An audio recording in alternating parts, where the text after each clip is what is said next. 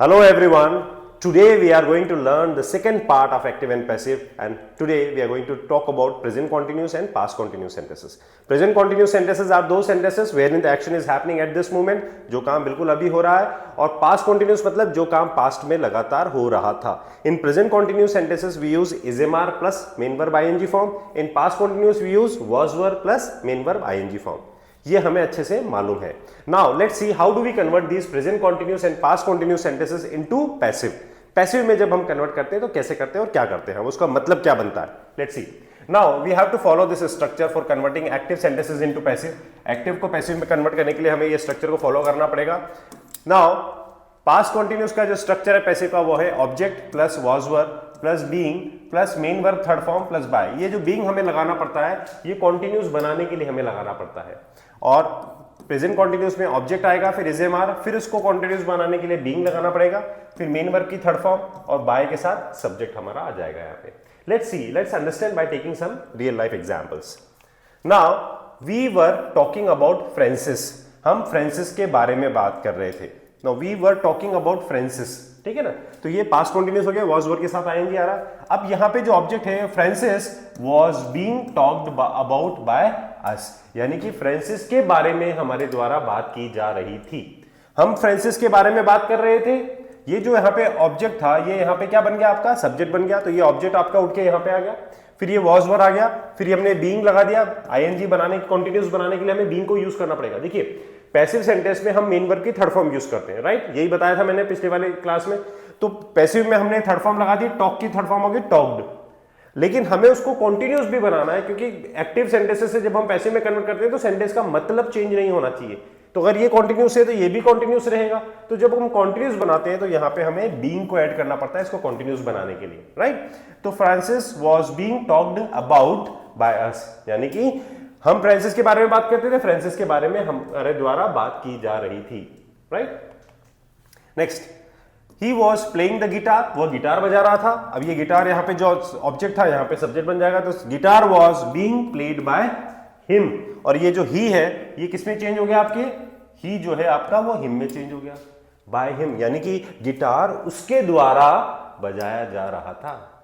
Guitar उसके द्वारा बजाया जा रहा था. ये बीइंग क्या कर रहा है, जो काम किया जा रहा था, कॉन्टिन्यूस बना रहा है सेंटेंस को. बीइंग का रोल ये है यहाँ पे. She was watching a film. वो मूवी देख रही थी या फिल्म देख रही थी. A film was being watched by her. Film उसके द्वारा देखी जा रही थी. अब ये जो शी है ये किस में चेंज हो गया, यहाँ पे हर में चेंज हो गया, कि फिल्म जो है उसके द्वारा देखी जा रही थी. तो film was being watched by her. I was repairing their bikes. मैं उनकी बाइक्स रिपेयर कर रहा था. Their bikes were being repaired by me, यानी कि उनकी बाइक्स मेरे द्वारा रिपेयर की जा रही थी. तो यहां पे क्या हो गया, आई किस में चेंज हो गया, आपका मी में चेंज हो गया. तो उनकी बाइक्स, देयर बाइक्स वर, क्योंकि बहुत सारी बाइक्स है तो यहाँ पे वर आ गया. और कॉन्टिन्यूस के लिए हमने क्या लगाया, यहाँ पे बीइंग लगा दिया. Their bikes were being repaired by me. तो यहाँ पे वॉज वर या इज एम आर के साथ बीइंग लगता है तो वो कॉन्टिन्यूस सेंटेंसेस का पैसिव होता है. Let's see another example. They were not eating dinner, मतलब वो डिनर नहीं कर रहे थे. Dinner was not being eaten by them. Dinner उनके द्वारा नहीं खाया जा रहा था. वो डिनर नहीं खा रहे थे या डिनर उनके द्वारा नहीं खाया जा रहा था. तो dinner was not being eaten by them. Dinner उनके द्वारा नहीं किया जा रहा था, नहीं खाया जा रहा था. We were not painting the gate. हम गेट को पेंट नहीं कर रहे थे. The gate was not being painted by us. Gate हमारे द्वारा पेंट नहीं किया जा रहा था. This is again past continuous. You were not driving him home. He was not being driven home by you. He was not feeding the dogs. यानी कि वो डॉग्स को खाना नहीं खिला रहा था. The dogs were not being fed by him. Dogs को उसके द्वारा खाना नहीं खिलाया जा रहा था. Was she reading these lines? क्या वे लाइंस पढ़ रही थी. Were these lines being read by हर. क्या ये लाइंस उसके द्वारा पढ़ी जा रही थी. Now this is interrogative. अब ये इंटरोगेटिव है तो पैसिव भी क्या हो जाएगा, आपका इंटरोगेटिव हो जाएगा. तो यहाँ पे जो वॉज था, क्योंकि यहाँ पे दीज लाइंस है, ये तो प्लूरल है, तो यहाँ पे वर से शुरू हो जाएगा. तो वर दीज लाइंस बीइंग की जा रही थी, being read by her. Now were they carrying bags. क्या वे बैग्स कैरी कर रहे थे.